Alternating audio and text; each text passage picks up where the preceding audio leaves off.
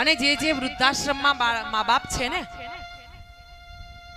એમના તરફથી હું કહું છું કે જેમના મા બાપ વૃદ્ધાશ્રમમાં છે, લગભગ આપણા તરફથી તો એવી ભૂલ ન જ થાય, સત્સંગી છીએ આપણે, પણ જેના મા બાપ વૃદ્ધાશ્રમમાં છે અથવા જેના મા બાપ સાસુ સસરાની આંખમાં આંસુ છે ને, એ લોકોને હું કહું છું, એ ભાઈને, એ બાળકોને, એ વહુવારુને, એ દીકરીઓને હું કહું છું કે તમે જન્મીને ત્યારે જ આ મા બાપે ગળા તમારા દબાઈ દેવાના હતા. આમાં પાપ ન લાગે. જે જન્મ આપે ને એ મારી શકે અને હક છે. ત્યાં પોલીસ વાળા પકડી ન શકે, કોઈ ગુનો એને કોઈ કલમ ન લાગે એ મા બાપને, જો તમને જીવતા જન્મ આપ્યા પછી તમને ગળા દબાવી દેતો.